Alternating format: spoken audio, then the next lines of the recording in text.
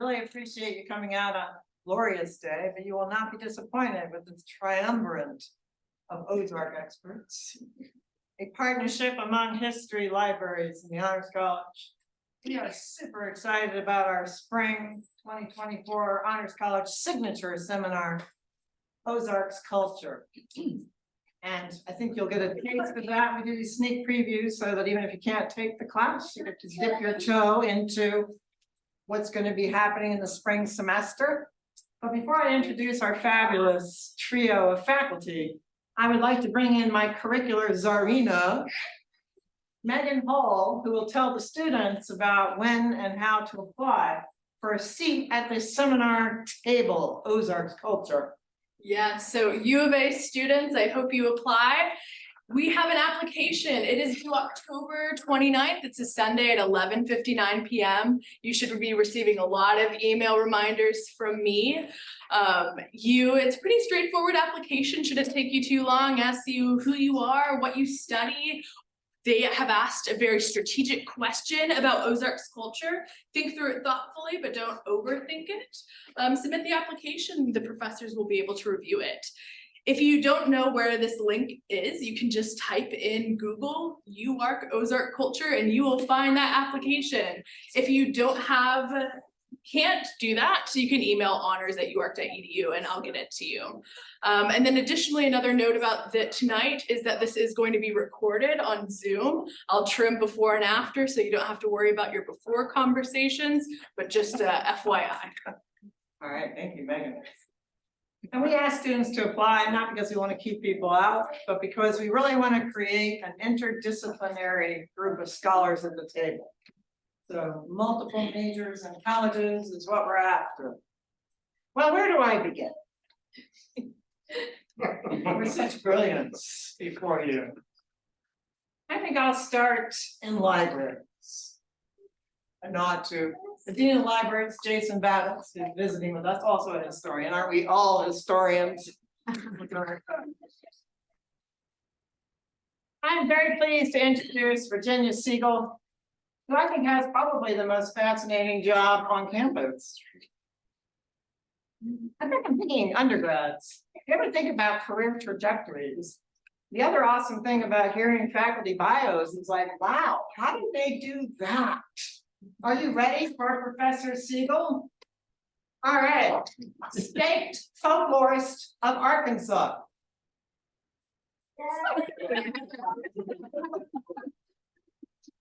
Excited about that job, oh my God. But there's more. Also directs the Arkansas Folk and Traditional Arts through in the libraries. Travels the state, interacting with the artists of the Ozarks, documenting their journeys and supporting their labors. Is this the best job ever?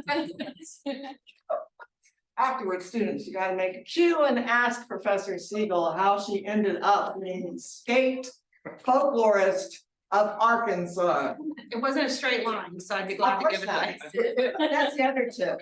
Straight lines are nice, but they don't lead to things. They're boring.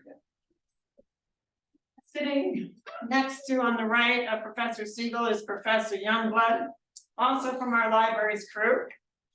He is in charge of the Instruction and Outreach Unit Head for Special Collections Division in the University of Arkansas Libraries. Rare books. How many people love books? Why are you here, right? We all love books, Joshua. And we like them when they're really old. Or interesting, don't have to be old. Old is good in my case. Also curator of the Arkansas collection, who has this massive depth of knowledge in the subject that the course will explore. And when he wasn't doing that, he taught a really crazy honors college signature seminar in Euclid, where he partnered with a mathematician and did the history of the book. That was crazy. That's what we're after, y'all. We're after, why not partner libraries with mathematics? It seems great to me. And then Professor Jared Phillips, who's brought his entourage. Let's give him a hand back there. running a farm on the western edge of Arkansas, of course. He's producing brilliant research on the Ozarks, a book that we adore, Hip Phillies, published a couple of years ago, documenting the return to the land movement in our region. He also works on Ozarks history, rural development and food systems, and happily for the history department, he teaches in that august institution. We are going to explore the Ozarks we thought we knew. That's kind of my tag. The Ozarks have an interesting reputation, nationally and globally. And I think with the three different experts before you, they're going to interrogate the reputation of the Ozarks and perhaps turn it over on its head. So let's give them a big round of applause.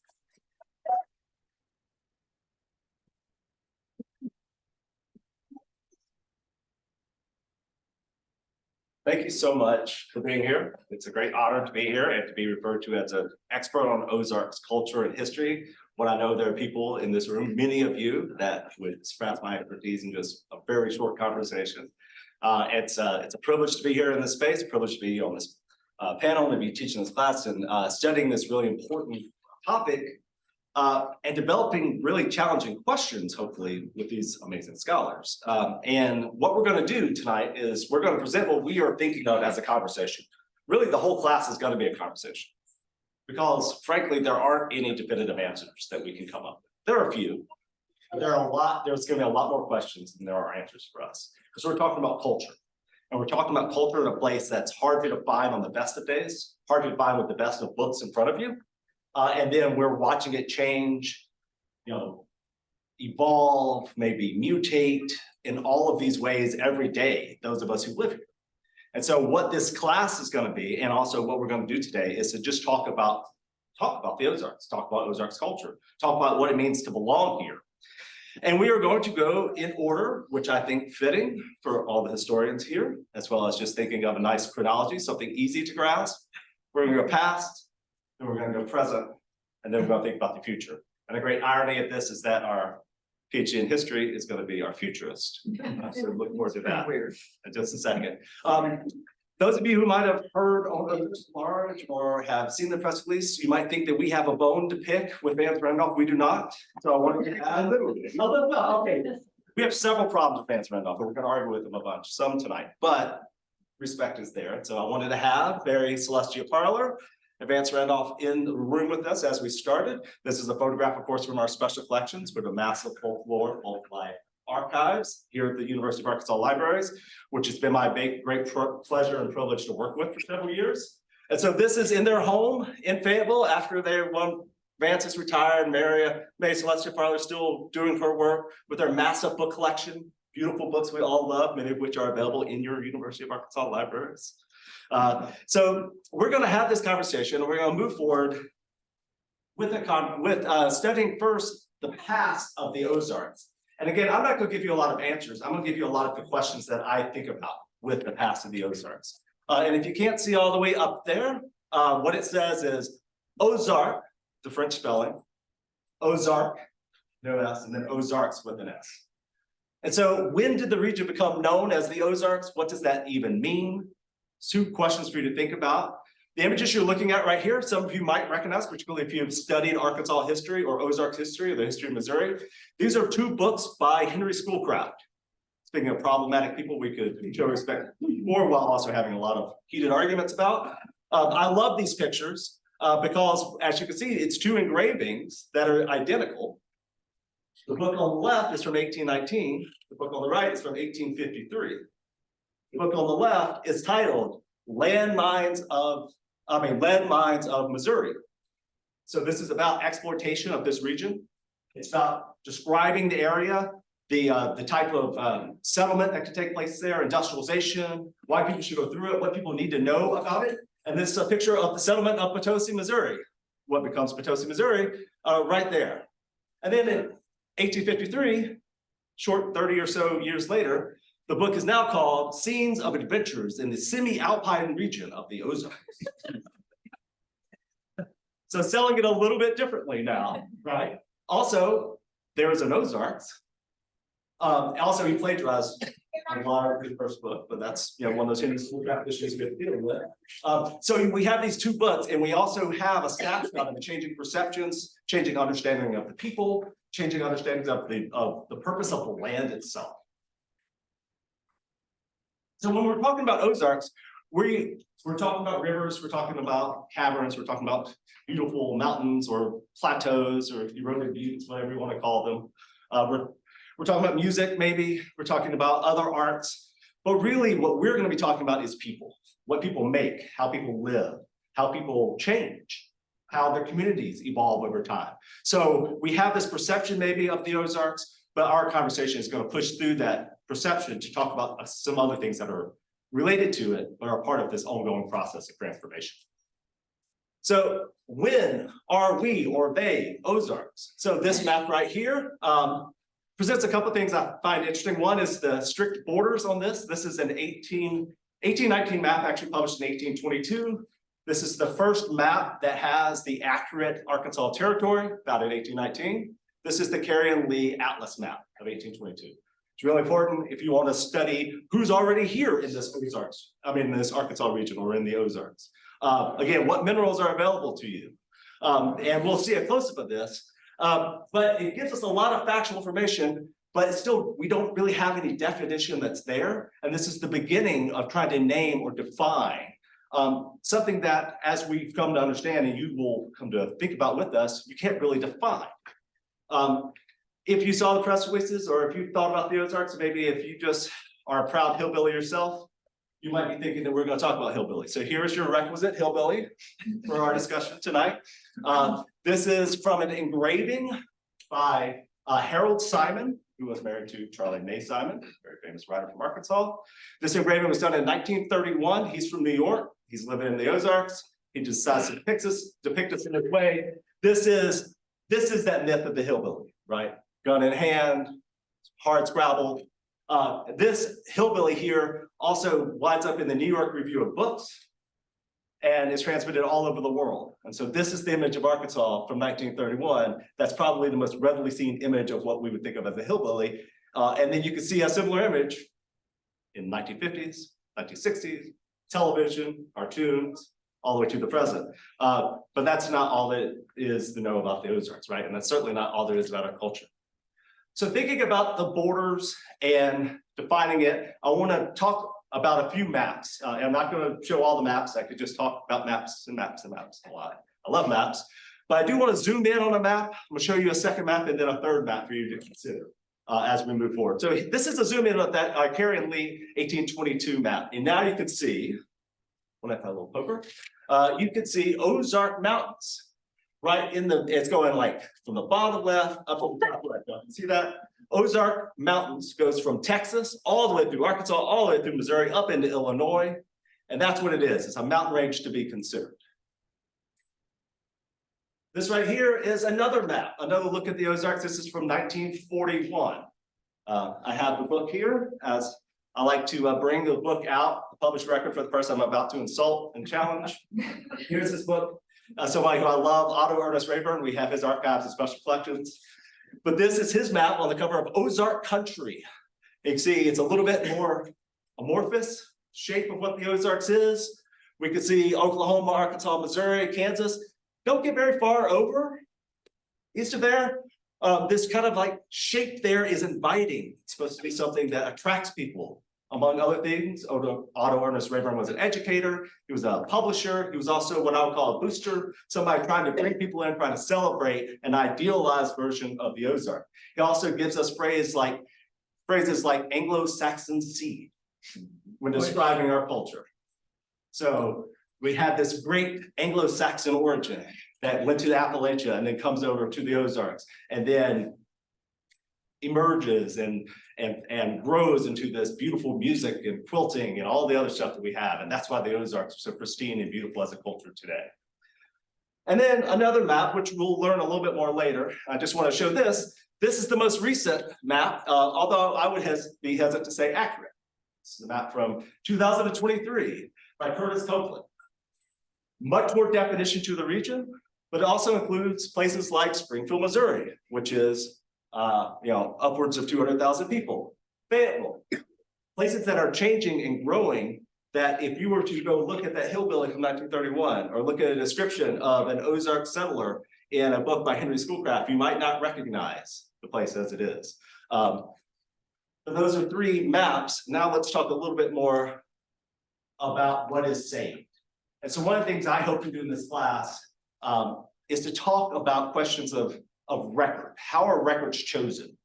How do we, who decides what is the thing that's going to be preserved? Can you preserve things like culture? I would argue you can't preserve it, but you can collect evidence of it. And you can have things that dig into later. You can have some things to problematize. One of the things I would love students to think about is, can culture be captured or preserved at all? And if not, what can we learn from these static pieces we have? And so I asked you to consider Donny Hammondtree. Here he is. He's being filmed for the CBS show, The Search. Has anyone seen The Search before? It's on YouTube. I'll show you that in a second. It's fascinating. But CBS came down to document what Mary Celeste Parlow is doing with her Arkansas Folklore Project. And here's Donny, born in the 1880s, living out in Prairie Grove with the whole film crew and a very static image of what Ozarks is. Donny shows up all through the University of Arkansas libraries, but not much else.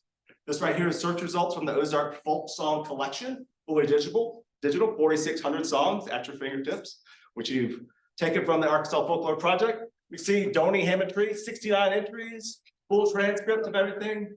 But is his song, is his ballad craft, the humorous songs that he sings, is that Ozarks culture?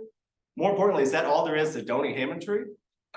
Is that all there is to his life in the 40s and 50s, or in the 1880s, 1890s, 1900s? And looking at Donny in all these places he shows up in the library, is that studying Ozarks culture by just looking at those little bitty entry points?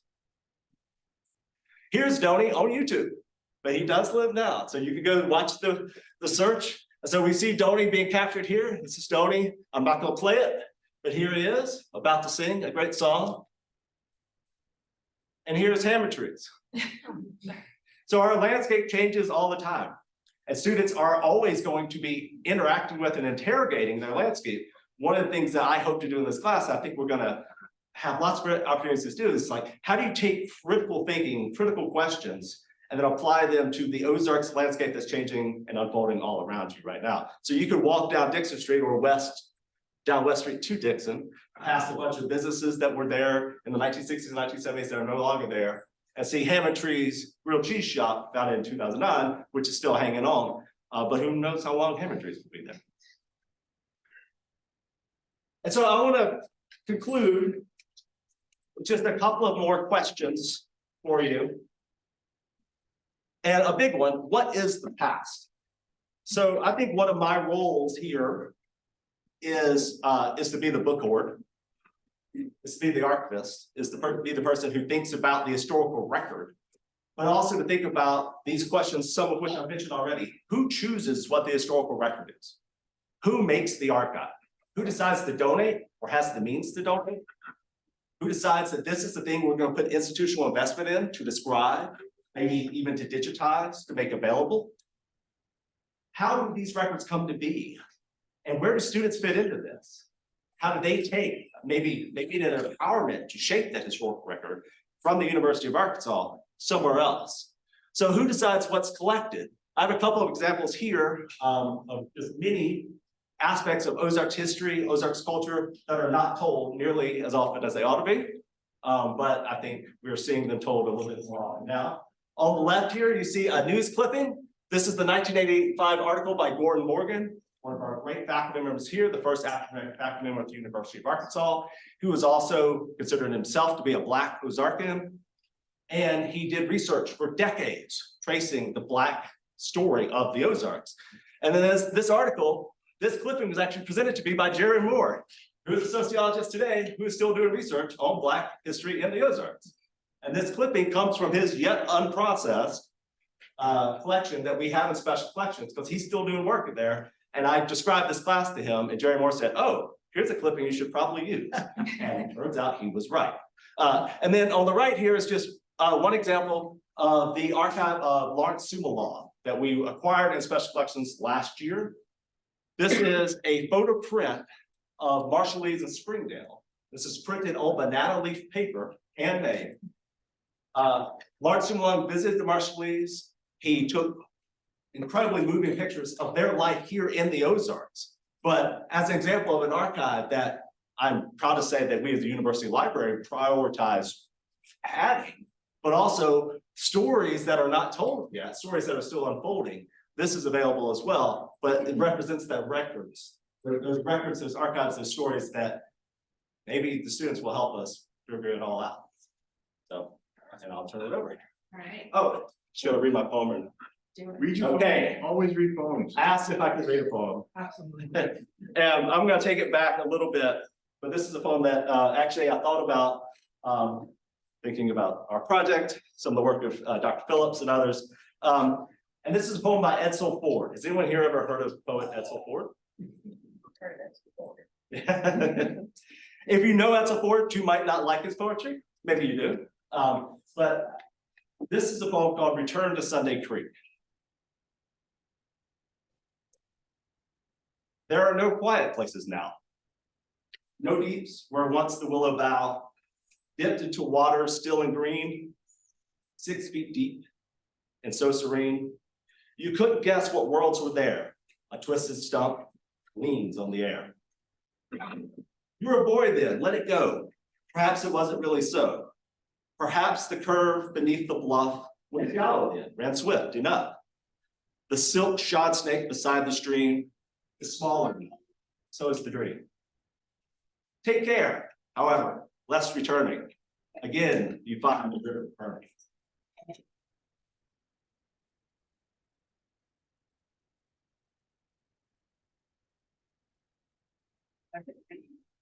I'm gonna stand this way. All right.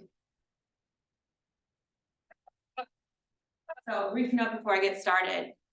You'll quickly see that we're kind of blurring the lines because I'm talking a little bit about the present today, but it's actually more about documenting the present, which is alluding to sort of how the archive comes to be, right? And then for the future, et cetera, right? So, but I want to note, for instance, I'm going to talk a little bit today about how folklorists, for instance, document the present and why that's important. But several collectors within the history of folklore collecting, you already just mentioned Schoolcraft, Rayburn, Randolph, right? But collecting doesn't stop. We're still collecting today, as evidenced by the fact that if you didn't know, the Ozarks were featured this summer at the Smithsonian Folklife Festival in Washington, D.C. And I wanted to mention that because the map that Joshua shared, created by Curtis Copeland, he actually designed the map, but it was actually created from a conversation with a lot of people in the region, and they still didn't agree with the final product. So if that tells you anything about sort of the trickiness of boundaries. So this was the best sort of compromise, but it's still not in full accordance. But this was the map that was created for the Smithsonian Folklife Festival. So for this course and tonight, I want to think a little bit about the present and the importance of documenting in the present, how we document, but then also thinking about our role in that and how we can't sort of be a neutral and partial observer. Like what we choose to document or leave out has an effect, especially when it makes its way into the archive. And so when I think about documenting the present too, in this course, I mean literally in the present, 2023, 2024, documenting during the course, but I also mean thinking about some of the choices that were made in the present for some of our famous collectors throughout time. So like Vance Randolph, right? So I mean kind of two things when I'm talking about the present. But there is a really interesting, complicated history of collecting in the United States that's really important to think through. And it's impacted by a variety of factors. Before I talk about that though, well, first off, I want to note too, when I'm talking about collecting, one of the things I want to really think about in the class is thinking about collecting as a cultural intervention. And that's actually a term I'm stealing from David Wisman in his book, All That Is Native and Fine. So here are a couple texts that I just wanted to highlight for a variety of reasons, but a brief note. So I'm a folklorist. Our discipline is, our professional society was founded in 1888, but really our discipline sits at the confluence of a variety of academic pursuits. So it was founded by people working in anthropology, linguistics, and literature. And so the interests that people brought to the field of folklore were varied, and they came to it for different reasons. And I note this because it's important to what, to sort of trends in the field and then what was collected. So for instance, from the anthropological side, folklore early on was seen as one aspect of a larger realm of things that anthropologists were interested in. And in the late 19th century, when the society was founded, there was very much a culture of thinking about societies disappearing, right? This worry, especially in the United States, for instance, that Native American societies were disappearing and we had to collect them now in the 11th hour before they were gone. So there wasn't this sort of critical look at society sort of changing and evolving. It was like, no, they're going to be gone. We got to collect it anyhow. Which in our field, sort of this idea of, actually, I want to set that aside. We'll save that for the class. This would add 10 minutes to our conversation. On the linguistic side too, there was also sort of a similar vein of trying to track language and using stories to track language, to think about sort of tracing origins of stories, thus origins of peoples and cultures. There was the sort of idea that maybe we could trace everybody back to one origin, like maybe there was one story, and that's why everybody tells a story that's similar to Cinderella, right? So there's, it started somewhere. Where was the beginning? People were obsessed with knowing the beginning. And spoiler alert, no one ever found it. But so you also have this trend that moves into the 20th century and very much affected, for instance, collectors in Arkansas, which is also thinking about, okay, so things that made their way into the Ozark, how close are they to, for instance, a ballad in England 100 years prior, right? So this idea of comparison over time. So these were some of the different intellectual currents that people were interested in, especially on the academic side. You do have a lot of people who are collecting in the public sphere, and actually that's the Vance Randolphs of the world as well. So that was happenstance. They were collecting because they found it interesting. You have some people who were collecting, actually, interestingly enough, you have some people who are collecting early on from work. Zora Neale Hurston, you might not know this, was a folklorist as well as a writer, and she collected as part of the WPA in the early 20th century, and has a book, Mules and Men. It's actually about her folklore collection more than it is about fiction writing. So you have people who are doing it because of that. You have people who are collecting simply because they're documenting the community around them. There's a whole reason. So one of the things I want to think about in this class is when we look at varieties of collections over time, and specifically in the Ozarks, there's a couple of questions to ask. First is the person collecting it, were they a part of the community or not that they were collecting? Now that doesn't inherently mean that it's bad if they weren't, but it's an important question to ask, right? Why were they collecting? Here's a couple, two books that they're not really in, I don't mean them to be in conversation with each other, but you have, for instance, 1931, Vance Randolph book, The Ozarks, An American Survival of Primitive Society. So there's definitely, this reflects that current of, if we collect things, we can see like, oh, this ballad is a survival of a better time, or it's like this shows us like what this is like a carry through from Elizabethan times. That's why people have been obsessed with ballads for so long. This idea that there's this progression and evolution of society, and that folk culture is somehow like the remnants of a previous stage of our society, which we can tear apart all day long. So you have that, but then you also have, so this is a book that's focused predominantly on Appalachia, all that is native and fine, but you also have people who are collecting not because they intended to collect specifically, but you have, for instance, the idea of the settlement school. You have in Appalachia especially, you have people coming into the region from outside the region with what they believe to be a really altruistic goal of bringing education to the area, and as part of that, mixing it with the craft and traditions of the time.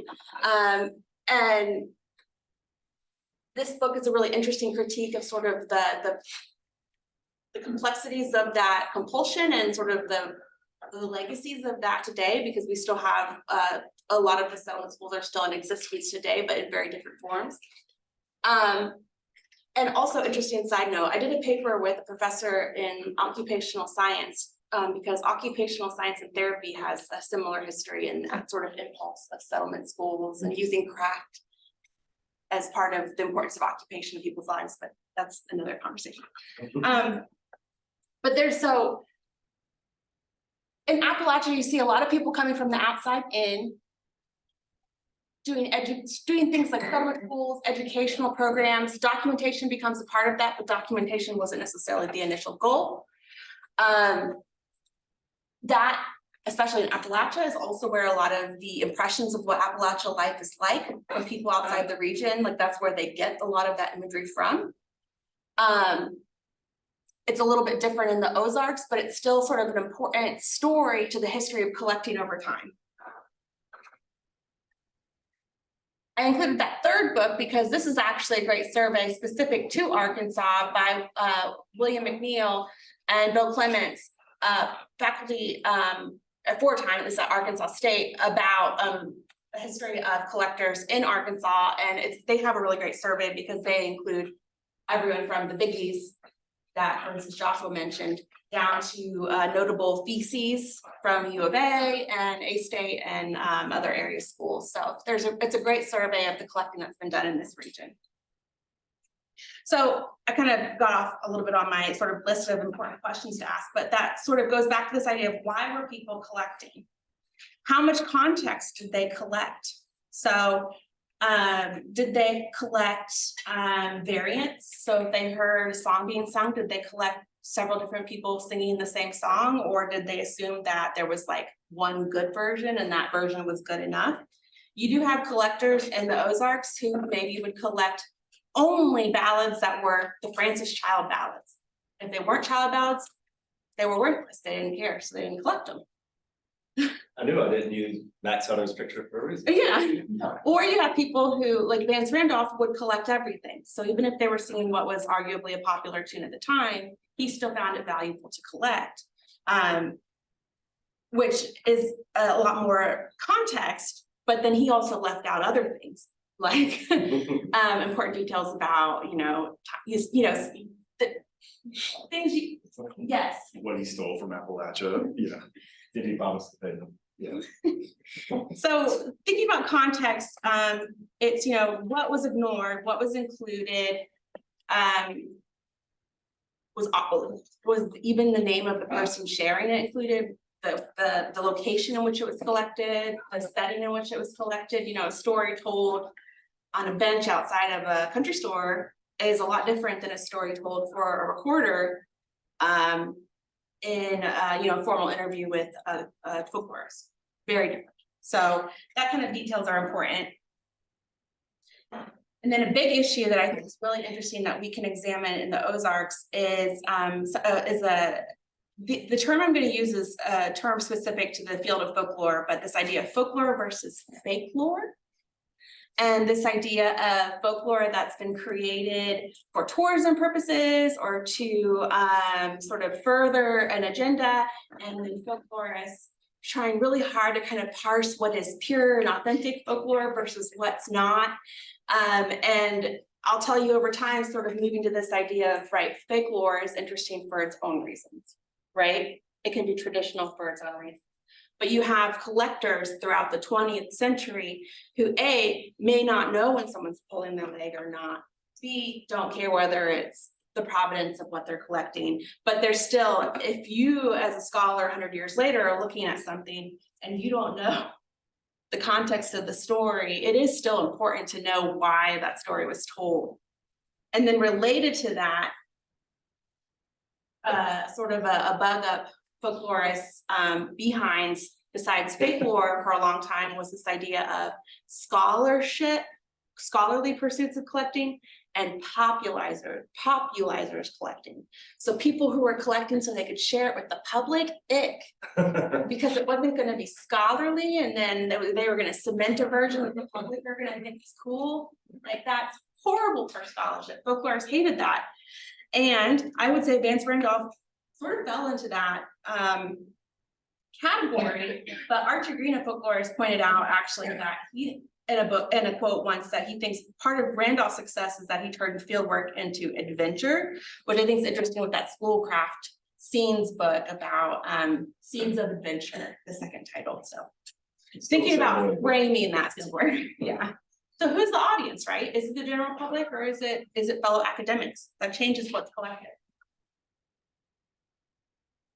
Really, again, I also didn't give you a lot of answers, but part of the point is thinking through collecting over the history of the United States, so we can then also think about how do we document today, and what choices do we have to make?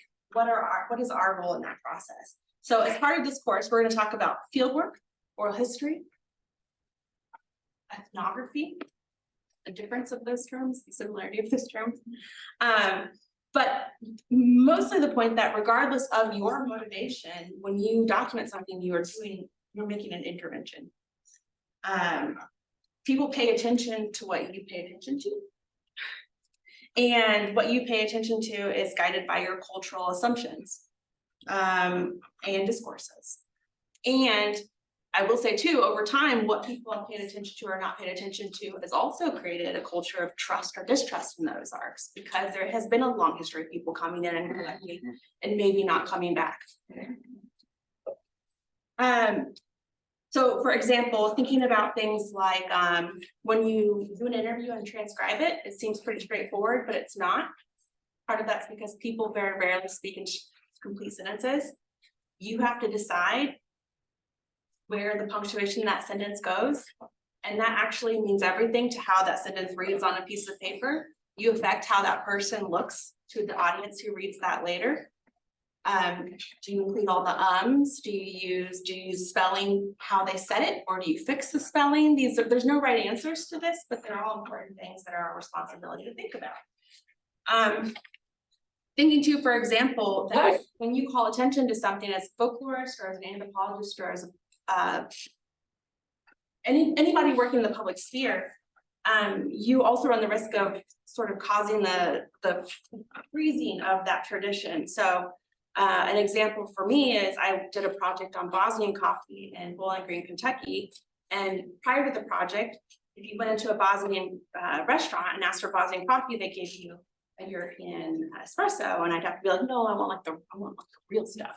I want Bosnian coffee. Well, 3 years after the project, because we've done all these programs on Bosnian coffee and people were asking for it, the menus have Bosnian coffee on it, which is great. Like, there's not anything inherently wrong with that, but think about it. A decision that we made changed how these restaurants were marketing their product and how willing they were to be visible about their traditions. So again, when we document, it's not a neutral thing. We're not a fly on the wall. We have a responsibility to the communities that we work with. And we are creating the future historical record. Yes, that was fantastic. So we need to understand also like this. So again, we need to understand the socio-political and economic environments of previous collecting. So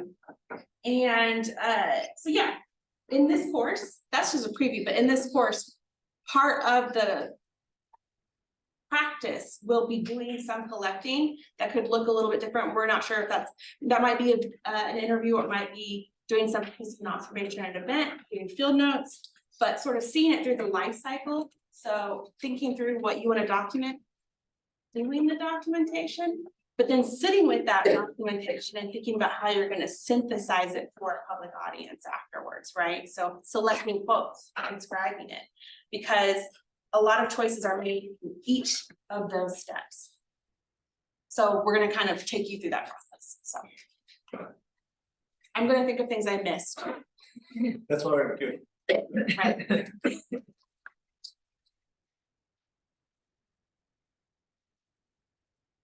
Come over here, is anybody else? Consistency is important. So, yeah. All right. So I'm gonna talk about the future, but I don't like to think about the future very much. I like to think about dead people because there's no emergencies.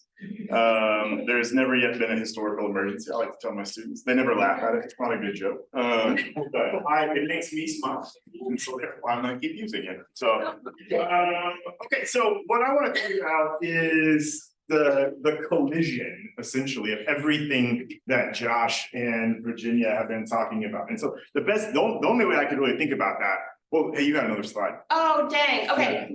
Images from the Smithsonian Folklife Yeah. Festival. There we go. Great. Yeah, Lauren, there you go. Lauren will Yeah. also integral part of AFTA. I took that. You did take Oh, I that. took all the. Thank you. Okay, so, I mean, honestly, let's just jump right in, okay? Here we go. This is, we're the Beverly Hillbillies, yeah? Who know, are we familiar with the Beverly Hillbillies? If you're not, like, you need to be, okay? Come right here. No, we're not gonna sing in all over. This is not a choral extravaganza. The Beverly Hillbillies, right? This is a classic American sitcom.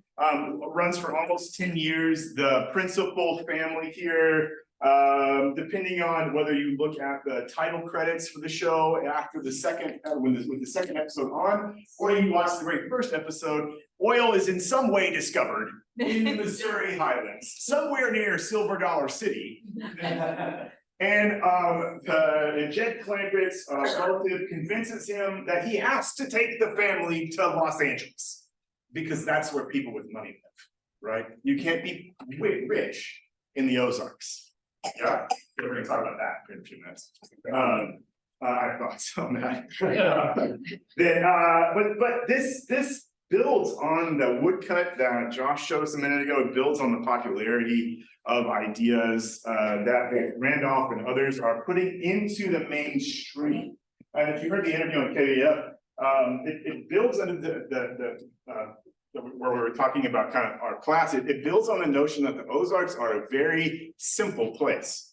When you watch the Beverly Hillbillies and we watch the Clampett family, there's a lot of homespun wisdom, but we're not talking Socrates here, right? We're not having fine, discourses about the nature of cosmopolitan philosophy. This is sort of homespun Edenic America, right? And how these sort of simpletons can go back and forth between the woods and Los Angeles. Granny even has a cure for the common cold, right? If you remember this episode, this is burned in my brain. And it's really not any different than what we all have to suffer through. But she was amazed that these fancy high-living people in Beverly Hills didn't understand that you just like have plenty of fluids, chicken soup, and rest for 2 weeks, right? And it goes away, right? And so these sort of like common things. This is the Ozarks. This is a common place, right? This has been an idea that wasn't just formalized by people trying to make a quick buck off of us, like Vance Randolph, or like producers. The guy that produces Beverly Hillbillies is going to go on and he's going to run Petticoat Junction and Green Acres, right? So we want to think about this as a whole sort of piece of sort of redneck or hillbilly or mountain culture exploitation, right? It's good natured, I think. I don't think that necessarily anybody's meaning ill by it, but it creates a problem for us in the future, in the now, right? And that's why I titled this is weaponizing the past, because what we're seeing occur is this notion that we are simple people in this place. We don't understand the value of the resources in this place. And that's true as far back as Henry Rowe Schoolcraft. You can read in his accounts of our place, and in between the times when he gets lost and can't shoot a shotgun and kill a turkey and can't build a fire and all of these different things that theoretically a 19th century explorer knew how to do, he did not know how to do. And it's actually quite painful if it wasn't so like heartbreaking, because it's amazing he made it out alive. This is a place of exploitation. And it's a place of exploitation because hillbillies deserve it. This is not reality necessarily, right? But this is the kind of the overstory that was presented and sold to the country. And it glosses over a whole bunch of things, right? So we know, for example, that hillbillies are present. There are people that wear overalls. I myself am sometimes found in overalls. There are people that walk around sort of in this kind of like hillbilly identity that's caricaturized, but is very much just who they are as a person. But we know that this place also has more. Dr. Morgan, when he was here, did a lovely study. You can pull out of the library, Black Hillbillies of the Arkansas Ozarks. When he does things, and he sort of tracks that, like already we have a diverse population that's way different than that. If you just look at Beverly Hillbillies for understanding who lives in the Ozarks, it's white poor folk, right? But to be fair, the Ozarks are traditionally quite poor, but we're not just white people, right? It glosses over this like creation of a particular kind of history, ignores the fact that we have a whole other set of histories. For example, are you all familiar with Cane Hill? South west of here. First College in Arkansas is here. Had good claim on holding the University of Arkansas there. But south of, just a little bit south of Cane Hill, there is a community called Happy Hollow. Are you all familiar with Happy Hollow? Happy Hollow is a pre-Black community, starts in around 1850 and ends in 1950. Everybody leaves. But there's a long history, almost a century, of diversity, close cross-cultural ties, community ties in Southwest Washington County, right? And that's the reason why I live relatively close to Cane Hill, so I think about this a decent amount. But I also like it because it throws into stark relief this notion that the Ozarks is a purely lily white place, which was a creation, right? Which was it's both a story that's created, but it was also a fact of life that was created, right? If we just think about the Ozarks as this simpleton place, it ignores a very violent history in the hill country, right? Historian and archivist in Missouri, Kimberly Harper, wrote a fantastic book some years ago called White Man's Heaven, when she details the ways in which Ozark communities actively build an all-white place, right? And so this notion that we are a particular thing actively ignores the lived experience of people in this place.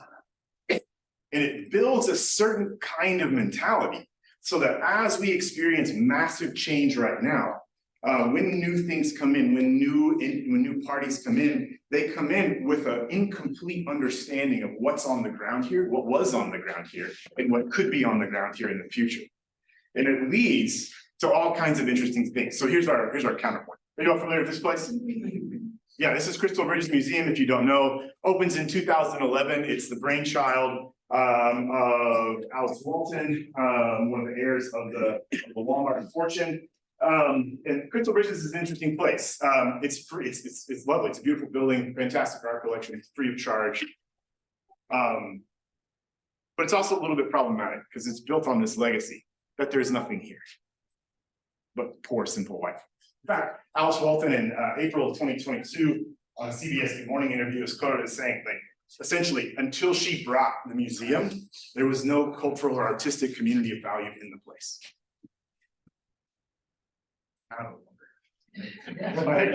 You know, like, okay, like I get what she's saying, but she's making a whole bunch of value statements in that about what the Ozarks are, about what the hill country have had traditionally, and what the generative power of our place can be, right? And so this is an interesting way to think about her sort of home, right? It immediately writes off a whole history of things, a whole legacy of things. And so what is it that has been written off? What is it that is in a state of flux as we move into the future? So I don't know, just because Dr. Williams and I sometimes talk about whether or not the Watchdogs can be considered part of the Ozarks, and I argue that they can, because my granddad said they can, and I trust my granddad. God rest his soul. And Dr. Williams likes to say no, but Jack Temple Kirby said yes. So and Real World's lost. So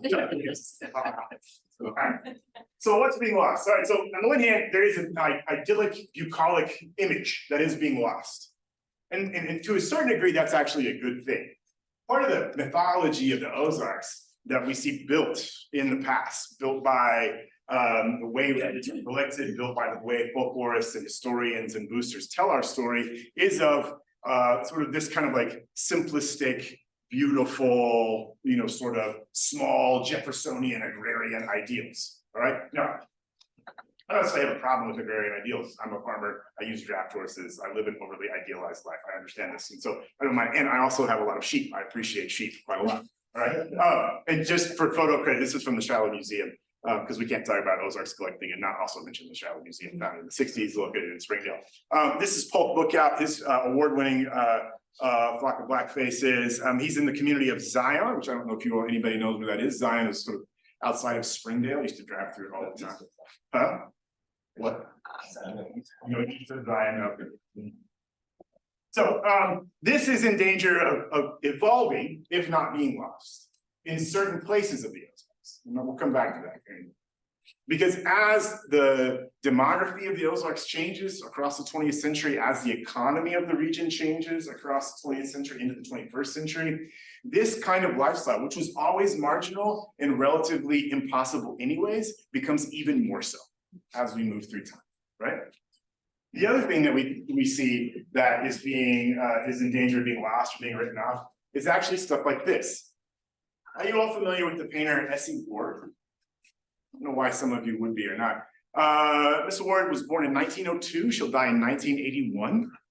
She will paint, actually, I don't even know how many paintings she painted. The Shiloh Museum has like 50 of them. I think 55, is that right? Yeah.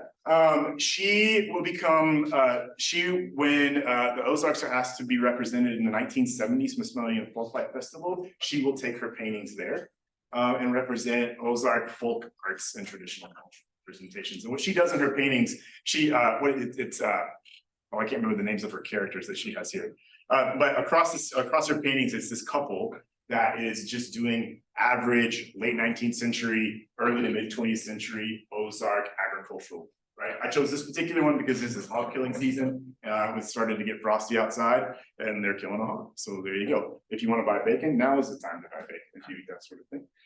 Butchering at the Folklife Festival this year too. You butchered the hog in July in Washington, D.C. I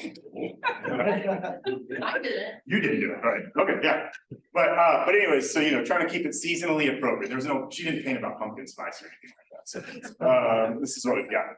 But when we have a system that's changing so fast, and we have communities that are interested in preserving and promoting a particular way of thinking about Ozarks, that ignores the existence of an artistic form, of a cultural norm, and of cultural ways of being that are being represented here,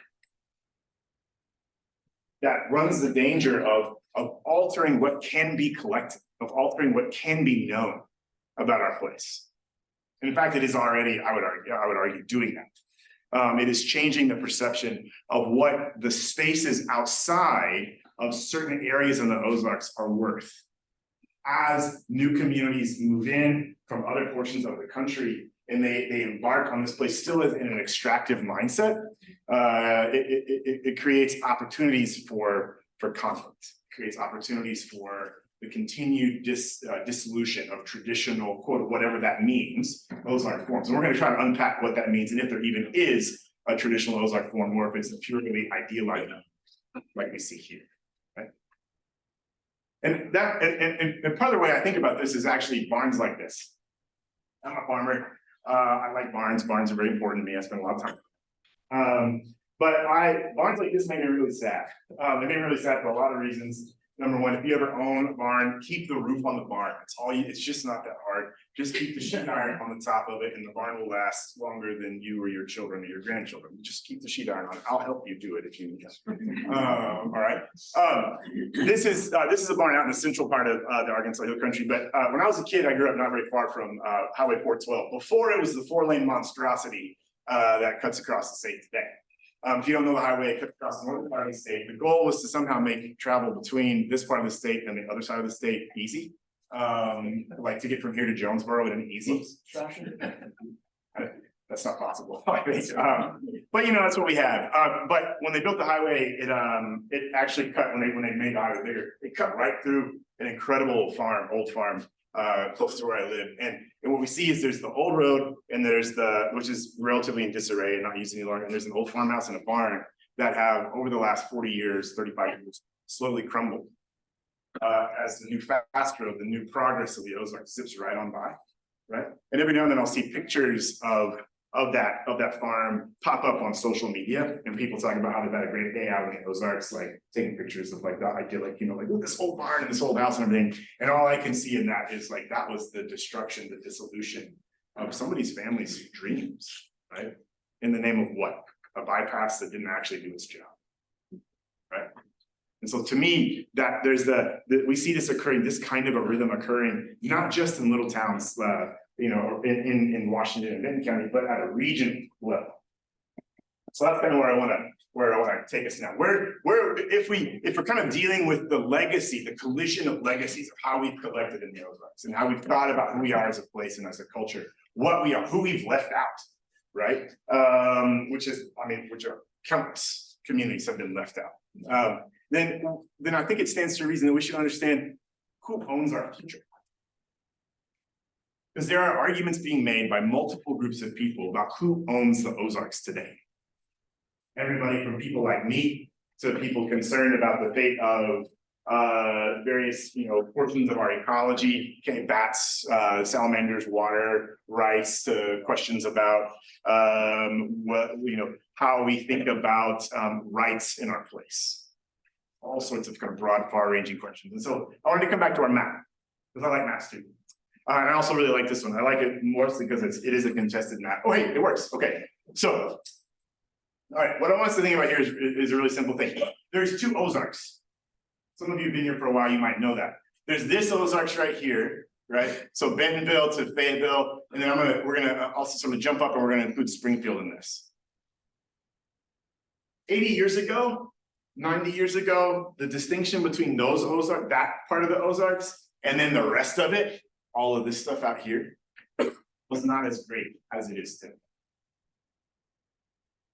And if you travel the corridor, I don't tend to think much about Missouri, no disrespect to Missouri, I just think I live in Arkansas, and that's kind of where my mind is. But if you think about this little corridor right here, loosely affiliated with I-49 or 540, as everybody's behind on calling it now.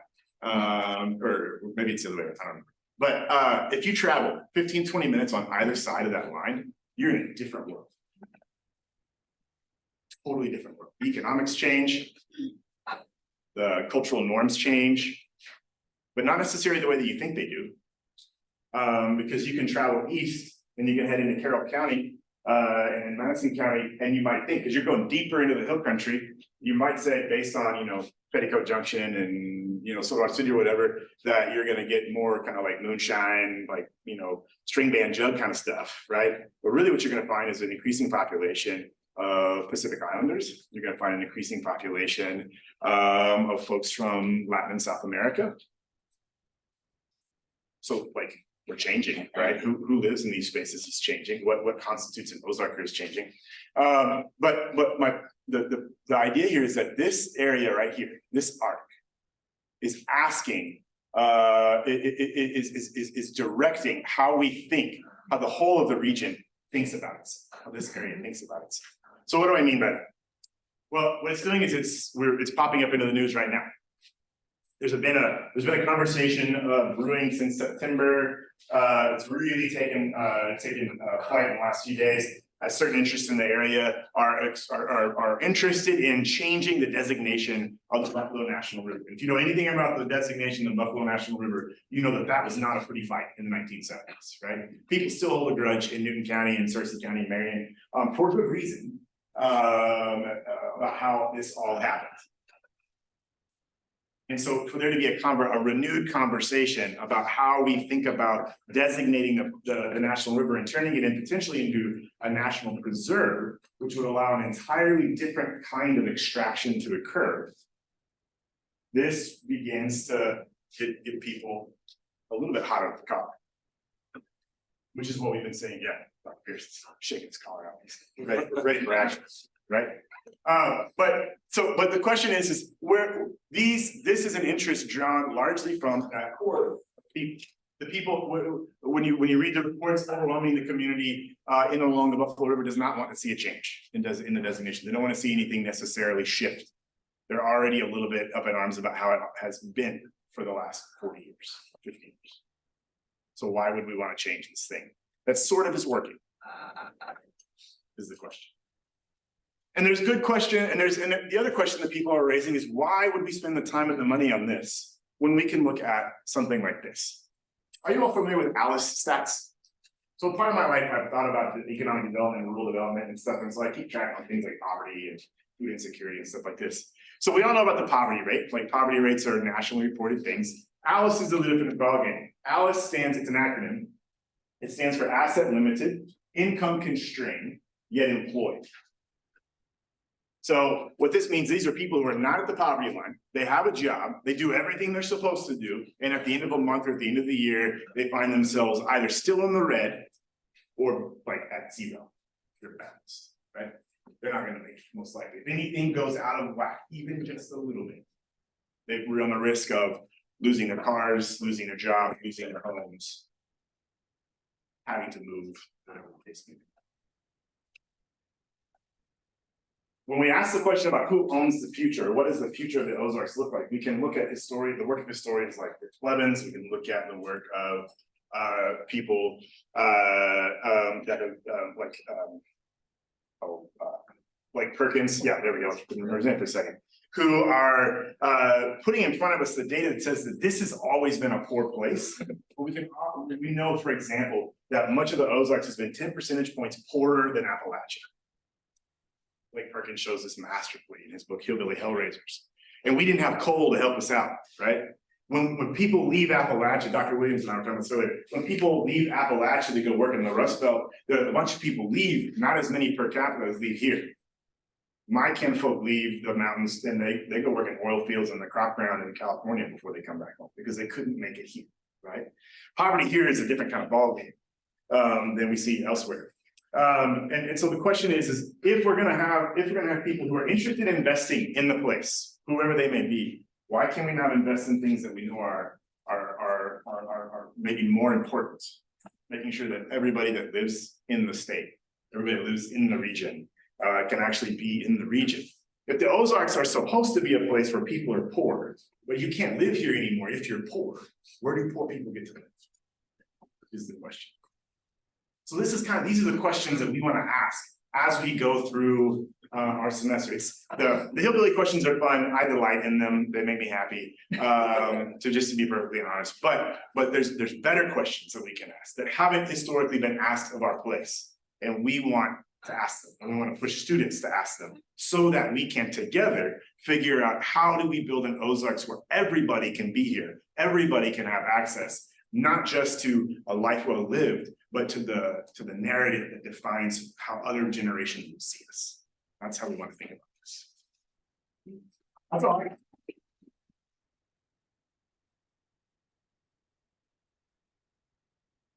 Questions? I have a question for y'all to get us kicked off. Who likes the map, or are there problems on that map? Go back to it. So big. You like it or you got a comment? I don't know if I like it yet. Maybe you can help me. Is it Copeland? Yeah, Curtis Copeland, yeah. What's the rationale for Little Egypt in southern Illinois as being within the Ozarks? Man, don't ask that. We're not gonna answer that. So we also barely have Kansas too, right? Like this little bitty chunk right here. This goes back partially to Milton Rafferty, right? Yeah, I would say that Randolph, he mentioned Illinois. Yeah. Across the river enclave. I think it's partly farming style. Yeah, all right. So Randolph and then Milton Rafferty, the geographer out of Missouri. He talks about it, he puts it in there. But one of the things that Brooks Blevins likes to talk about is it's less important to think about the Ozarks as a geography and more as like a physical geography, more as a cultural geography. So he likes to go around and ask people questions like, are you an Ozark? Or they'll be in the middle of the Missouri mountains. I'm like, no, I'm not an Ozark. I live in Missouri. What are you talking about? You know? And he thinks that's the best, that's the funniest thing to do. Like, just, I don't know. Yeah, if you know Brooks, then that makes sense, but yeah. Also, there's a lovely town over there called Ozark. That's true, yeah.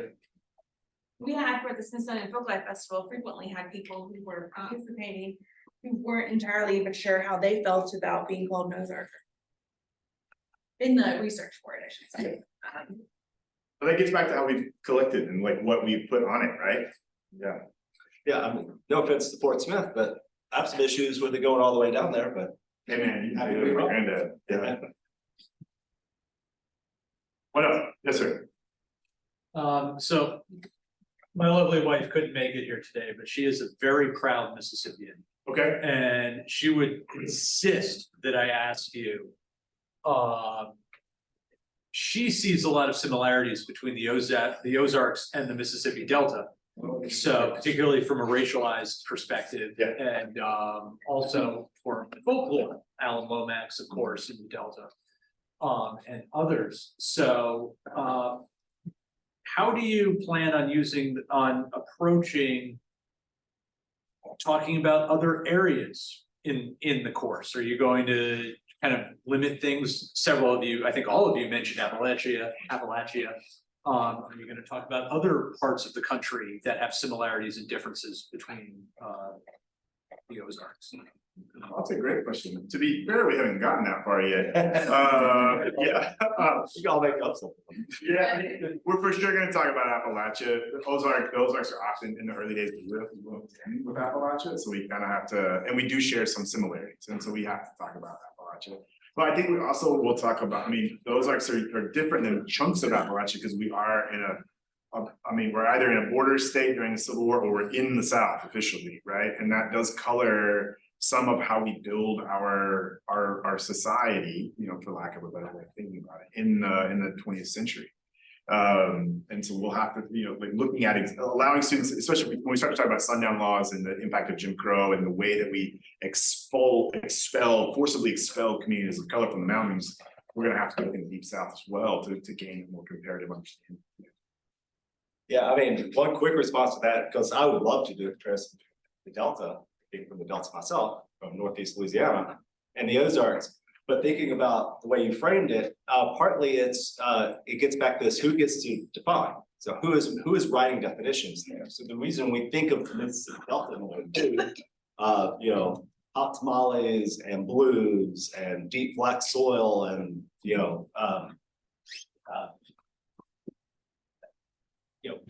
taverns, they own all that stuff is because of people who have written about it, right? And so they have said this is the Delta, and the Delta ends here, which is a similar phenomenon. So looking at that outsider defining the culture and the tension between that and the people that are there defining themselves. People in the Delta also do a wonderful job of defining what they mean by Delta culture. Delta Museum in Helena, wonderful place, recommend going to. Studying stuff in Mississippi, look at that comparison, but really on who has agency to make these definitions. And then, as Dr. Phillips said, who owns the future and who owns of one of the parameters of our culture. So when do you get to be part of Delta culture? If you owned a restaurant in Clarksville for 30 years, are you a Delta person now, or are you still somebody that owns a distinct restaurant? To complicate that, I didn't mention it earlier because I didn't feel like this, I feel like the experience isn't fully mine to tell, but I'd love to have thinking about having someone as a guest speaker. But we have participants at the Smithsonian Folklife Festival who had expressed actually feeling that there was quite a difference between the Delta and the Ozarks, and that even though they were geographically within the area of the Ozarks, because they were Black, they did not identify with the Ozarks, they identified with the Delta. And so actually that community felt like there was a difference and that they belonged to one because the Ozarks they felt was not as welcoming. Because it wasn't. Yeah, and we haven't even talked about Oklahoma. How many people over there consider themselves to be Ozarks, and why can't I claim when he got 3 in my class? Because he wouldn't want to be in the class. So I'm particularly interested in the Buffalo River, and you mentioned the talks about it kind of becoming like a national park and preserve instead of a river. Yeah. Is there gonna be during the course any talk about when the government came in and declared eminent domain and kind of displaced all those families that already lived along the Buffalo? Yeah, we can't talk about the culture of the Ozarks and places without talking about the Buffalo and its companion rivers in Missouri, so the current Jacksonville would be thinking about the Ozarks, part of what's happening right now is that the Ozarks are once again standing as this sort of Edenic natural experience, right? You can come to the Ozarks and you can experience the unimpacted natural world, right? But what we're asking about is what happens in the 70s, 60s, and 70s. What's happening now is a conversation about who can actually have access, right? What does if you take a European history class, you learn about enclosure in Europe. What we're talking about now is a different kind of process, but still very similar in how it impacts local communities, a type of enclosure where they are excluded from being able to have access to the things that they traditionally did, except in service positions, right? And so we can look at counties like Newton County, sort of home of the river, sort of, right? And we know that in Newton County, people get excited and say, look, the tourist industry in a place like Newton County has dropped the poverty level in Newton County by 8 or 9 points over the last 10 years. Okay, flip side of that is that the population of Newton County dropped by 13.3% between the 2010 and 2020 census. And we know from studies elsewhere in the country that outdoor recreation, counties with a high percentage of outdoor recreation, they do see a drop in poverty, but it's not because of income generation or because of new economic drivers. It's because poor folk can't afford to live there. And so they have to leave, right? And so yeah, we'll tangle with that for sure. Awesome. I was gonna say too, that like for instance, in class, this is a really interesting area we could delve in because this is not a unique situation to the Ozarks, Right. and it happened in multiple places, for instance, throughout Appalachia. And I'd be remiss if I didn't mention my mentor, Dr. Patrick Williams' sister, Michael Ann Williams. Her big passion and a project I worked on with her was looking at sort of the history of folklorists being hesitant to get involved in impact surveys related to federal work, and particularly when they knew that there was going to be areas that were like flooded, right? And the idea that folklorists, we have the tools to be able to document the culture that's there proactively, so that way when it comes time to do projects, the government knows what is there, but that there was a hesitancy within the discipline to get involved because it was federally funded. And what does that mean for folklorists in academia? Does that like make our hands bloody? Like, I mean, there's all these questions tied into what collecting actually is, but at the same time, it was a missed opportunity because then folklorists have never been at the table being able to say, there are communities here that are getting lost when these projects happen. So, there was no perfect solution, and looking at those histories as well could be really a fun way to go. Yeah. What else? Yes, sir. Yeah, having been in Northwest Arkansas since 1980, I kind of, and I spent a good bit of that time in the Upper Buffalo River Wilderness area. The idea that if it isn't written down, it didn't happen, is a common idea that I've run across with historians. Yeah, but kind of knowing that it's there, and if you look, you can find it, and it's a lot more diverse than what normally gets written. And I just was curious about how the diversity of what's out there and the limit of what actually gets written is dealt with. Yeah, so we're still, you guys probably can come out with that, I can, but we're still working that out for how we're gonna plan the course. Well, we've been brainstorming some project ideas. I mean, part of what I was talking about earlier was those were choices made for what was written down, and then what was made accessible, and then what was put in front of the scholar to write the book. And those are all choice points. And so the history is written a certain way.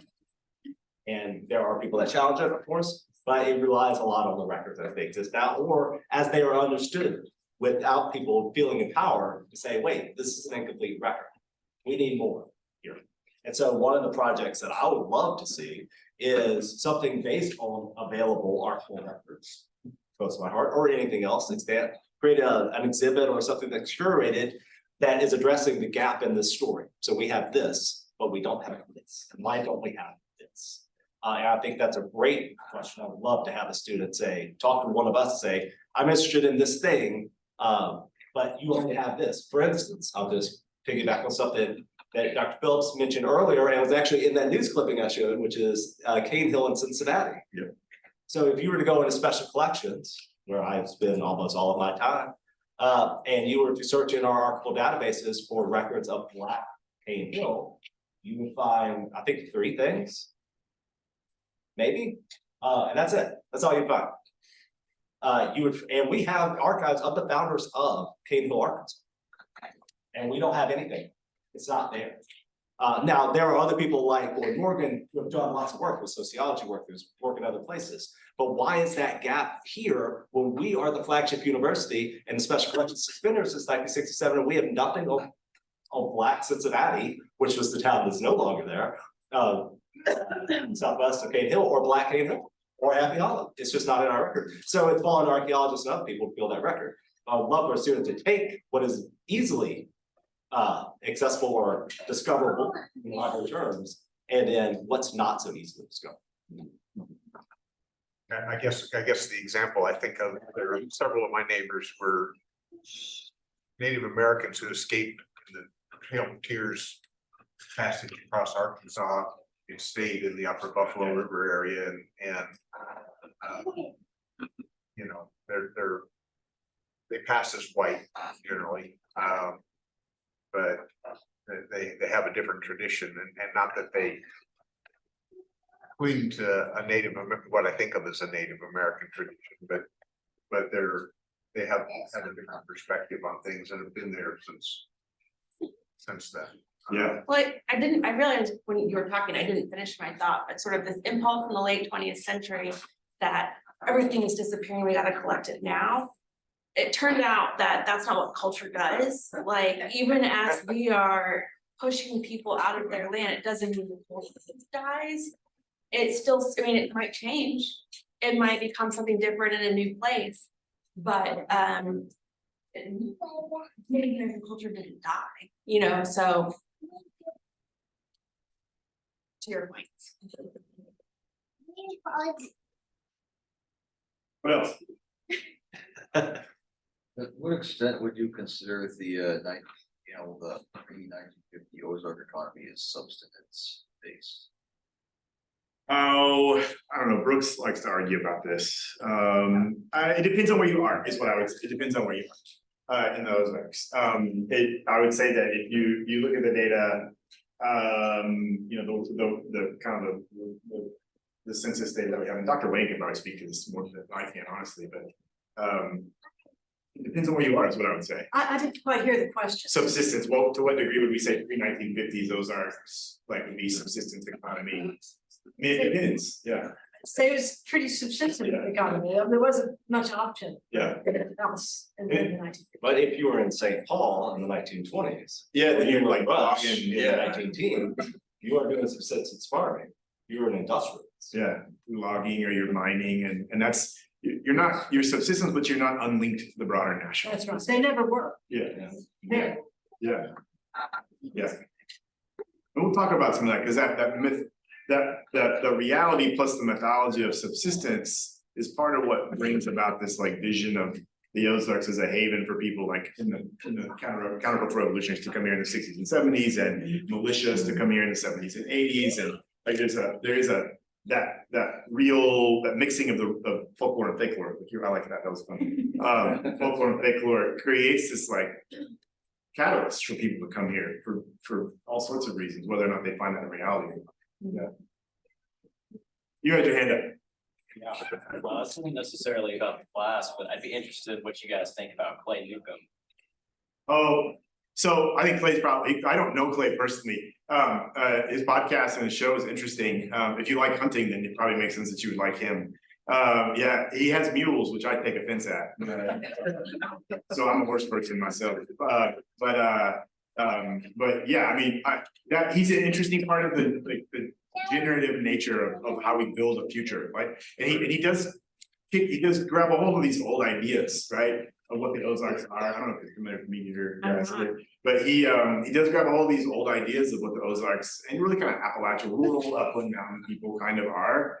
And he does sort of preserve, he's sort of like a popularizer of stuff, but he also, I mean, like, he does it with modern stuff, you know, he has a modern take on it, it's on Instagram and Snapchat and stuff, you know, like TikTok, and so like it's his own way of expressing it, yeah. I do think we should talk about that, of course, though, is a lot of, there's really interesting things happening for them on social media coming out of Appalachia and Ozarks, so people pushing back on the stereotype by maybe embracing it, and having fun with it. All right, Take this the last one. now, the last question. This is as far as the class goes, for those of us who aren't from the area and maybe aren't as knowledgeable as some of would this still be a good class to take, or do you have some kind of grip of knowledge? Take it, we'll get you the knowledge, you come and take it, yeah. And also, you and I are the same. I moved here in 2011 and I'm still learning about the. And seriously, there's a lot of, I mean, this applies to regions across the country. We're looking at it through the lens of the Ozarks, right? But there's a lot that you can apply elsewhere. Yeah, I mean, thinking critically, being passionate, being concerned about your future. That's not. You should do that anyways, yeah. All right, let's give our terrific.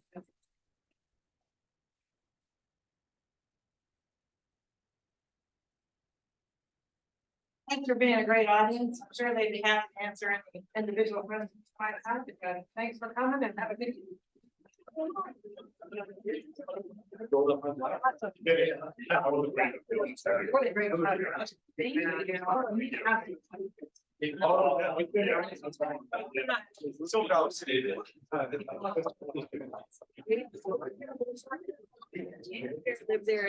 I mean, I didn't know if it was based on theology, certainly not. Like, wow. I knew it was a great community in Johnson County.